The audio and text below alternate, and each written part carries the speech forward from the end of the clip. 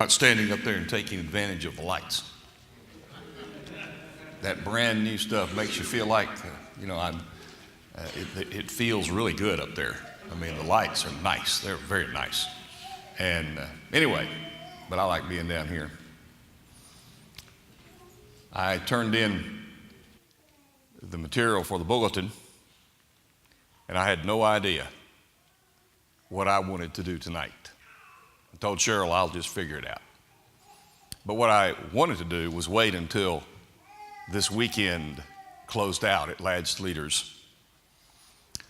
So tonight, somebody came and said, "Do you have a memory verse or a verse to read?" I said, "No, but I'm working on it."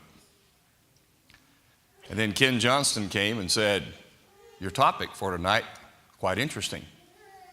Because in the bulletin, the topic is listed as unavailable." He said, "I'm anxious to hear you talk about unavailable." That's what I'm going to do. It's exactly what I'm going to do. You see, the problem with this passage that was just read, the problem with those people was that they were unavailable for the Lord. They were unavailable because they had other things to do that were more important. They were unavailable because they didn't make a commitment. They were unavailable because they didn't want to. That's the whole point. And I said, I don't know really, I know where I want to go. I just don't know how to get there. And Ken helped me get there. Because what I want to do for just a few minutes is to give you the real story of this weekend. The real story. It's about being available. It's about the opposite of what this text said.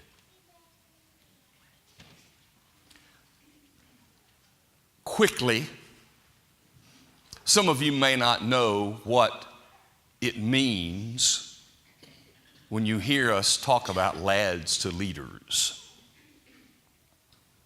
I was over at McCready today and I told them what it was. They didn't, of course, know.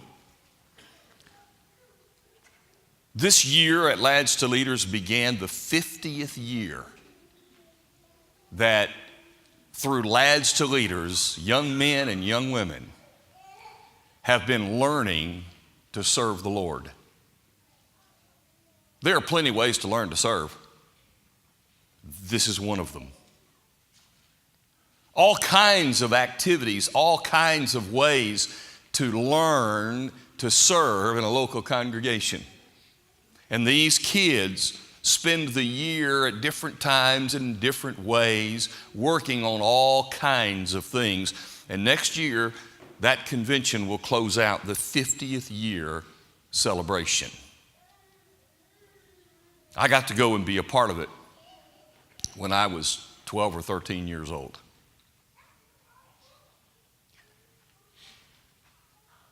The real story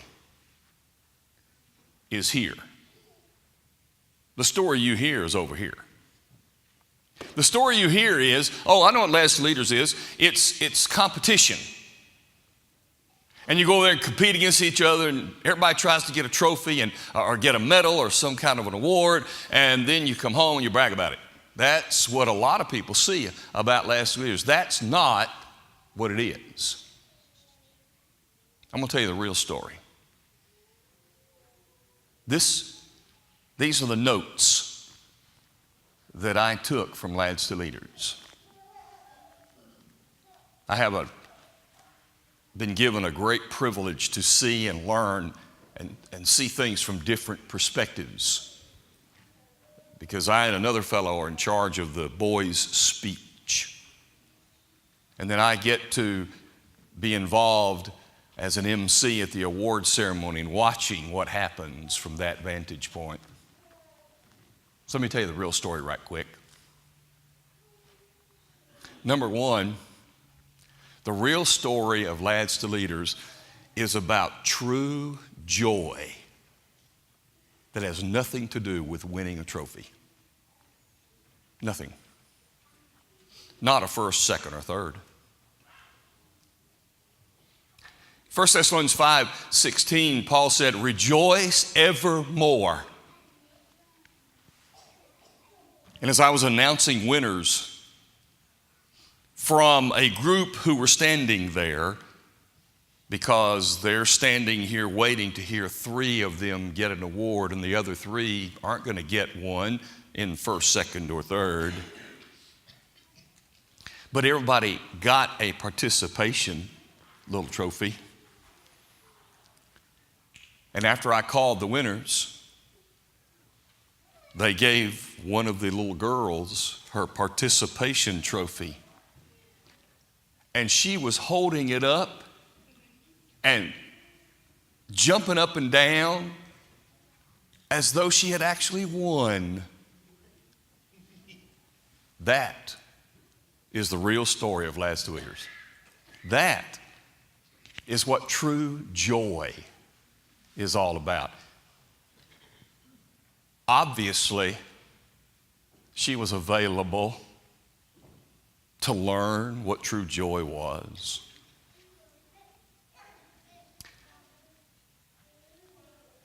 I learned that the real story this weekend was about families spending time together.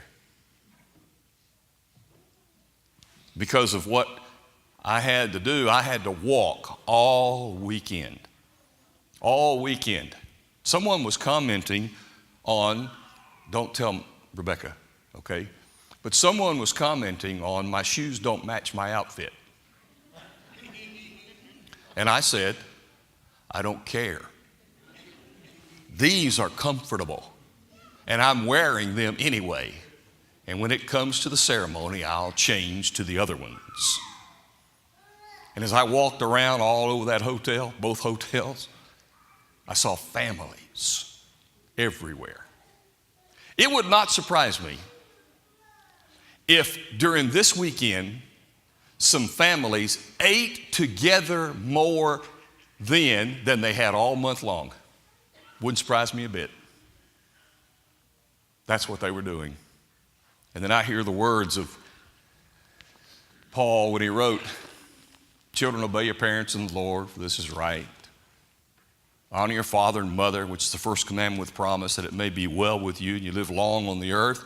And fathers, don't provoke your children to wrath, but bring them up in the training and discipline of the Lord. What I saw this weekend, the real story, families training families. That's what I saw. That's the real story of the weekend. The real story of the weekend was unbelievable service. The hotel staffs at both the Marriott and the Hyatt could not get over how you could have 2,000 people at a convention run entirely by volunteers. They couldn't figure it out.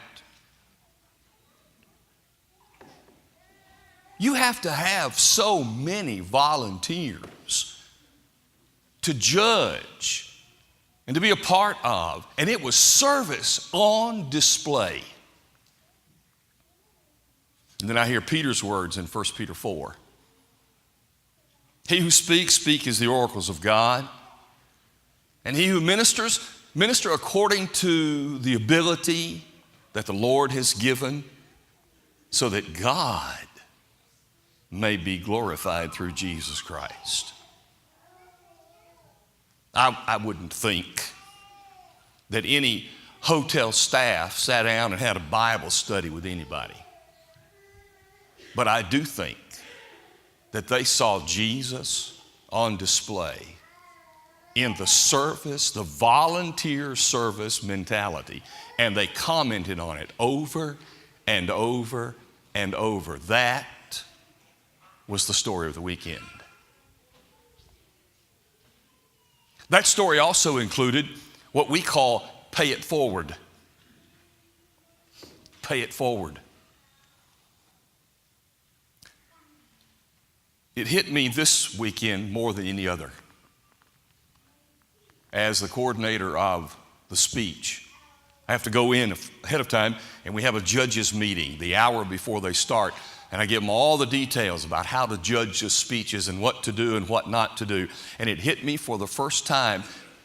I'm sure been there before, but because I had close relationships with some of these guys, I had young men now judging speech who used to be judged in speech.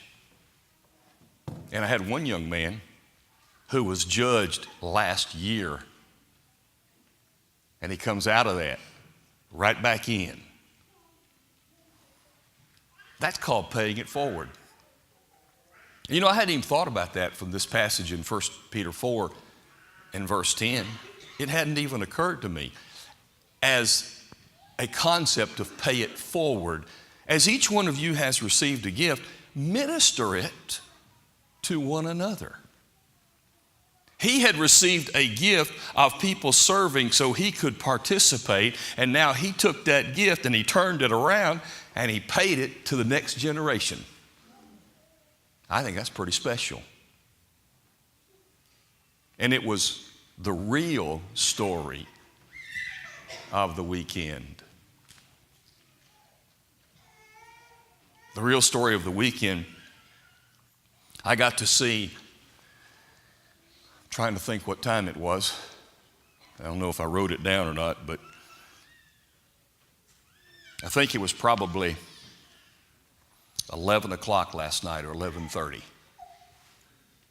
We'd finished all the awards, which, by the way, some of you, and I'll be glad to point out who could be, you get a chance to do this tonight maybe.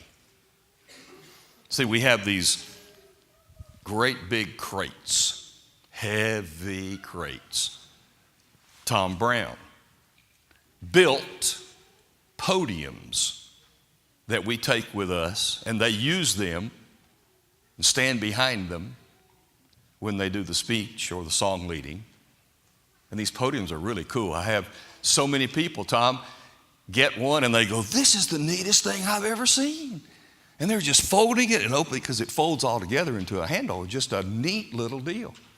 They are heavy. I mean, they are heavy. There's not many people around 11:30 at night. And I had these two big old things on a rolling cart, and I'm pushing. There's a group of kids lying on the floor right there, playing spoons or something.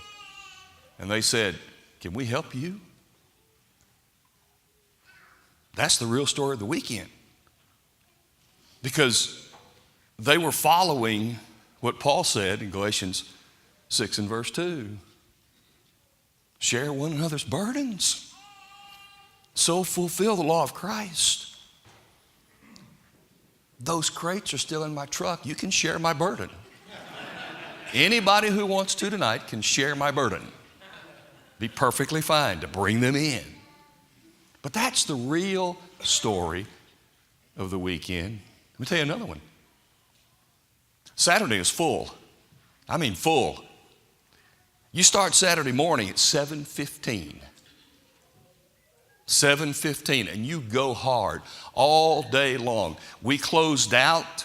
We started at 7:15. We closed out the award ceremony at 9:15 at night.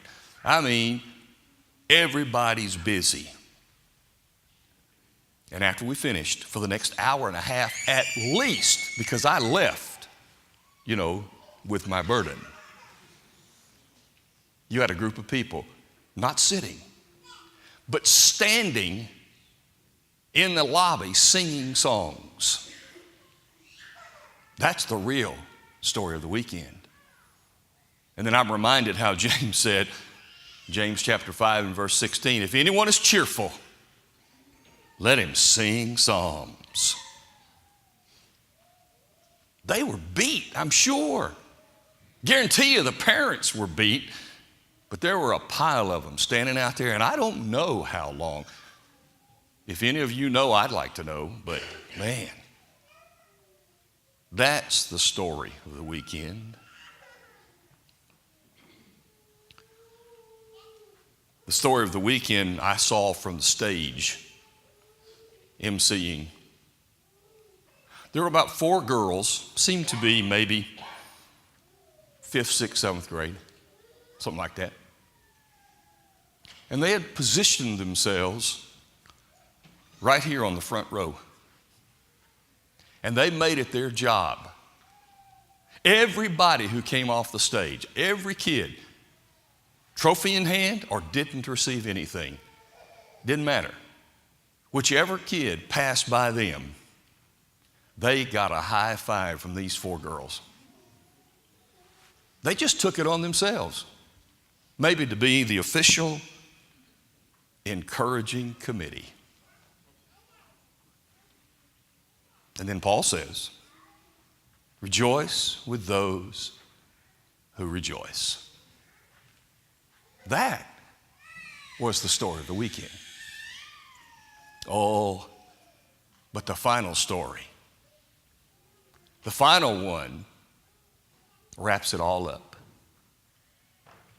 I overheard this one happening.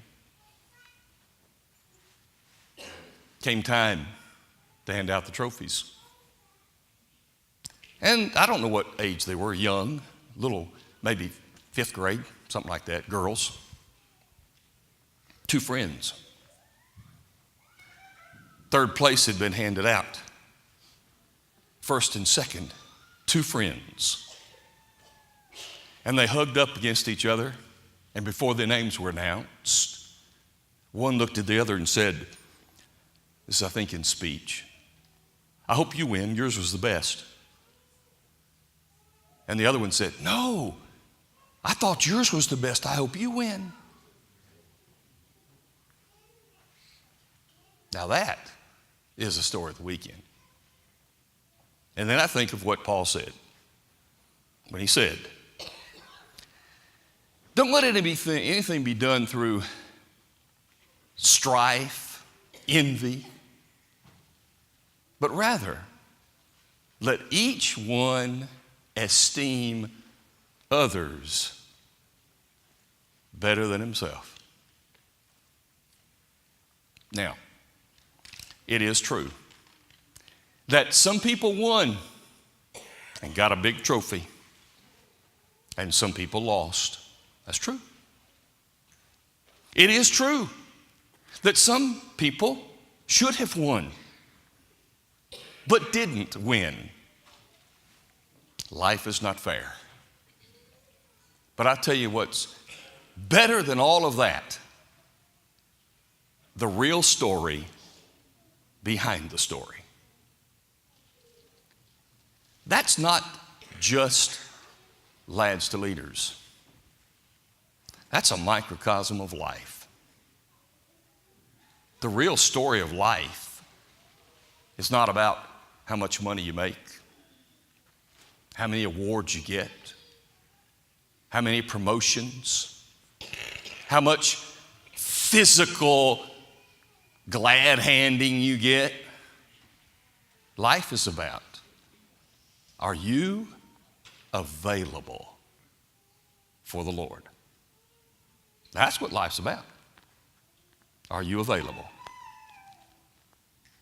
These 3 in Luke 9, unavailable. Life physically was more important to them. And Jesus said, you can't put your hand to the plow then turn around. You got to stay with it. Be available. So I thank you, Ken, for wrapping it all into something that really helped me understand what I'm trying to accomplish. Because it's about being available. As it relates to that, it's about us being available to train our young people. We have to train them. Families have to train them. And it doesn't matter how you do it. It doesn't matter. But you don't have a choice whether to train them or not. And as a church, we don't have a choice whether to train them or not. The only choice we have is how we're going to do it. What are we going to do? What procedures, what plans, what model? That's all the choice we have. This is a good one, and I highly recommend it. But outside of that, we have to be training ourselves for the Lord. That's why we have Bible classes. That's why we encourage people to be involved in the fit teams to get to know each other. That's why when people are in need, we take food, or we go and move people and provide our trucks, and you fill in the blank. It's about being available. So tonight the lesson is this: in whatever way, matters not the particular way. The only question is, are you available? Are you available to be used in the Lord's service? On the one hand, you're available if you're sitting here, but you're unavailable if you've not signed on. Can't use you if you're not available. And if you've not obeyed the gospel, if you've not committed, if you've not given your life to the Lord, culminating in baptism, you are unavailable. He can't use you in that state like He can use you when you decide to put Him on in baptism. Maybe life gets in the way, and then you become unavailable. He says, man, come on back. I can use you. But you got to want to be used. And as people in this church and this congregation, serving where we do and how we do, are you available? I think we are. We were available in the message that we received, 5:15. We've been available since Ed has been down. Admittedly, we're not doing as good as Ed did. I'm telling you, the men's bathroom has no soap.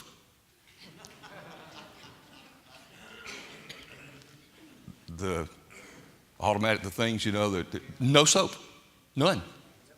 That never happened when Ed was on duty all the time.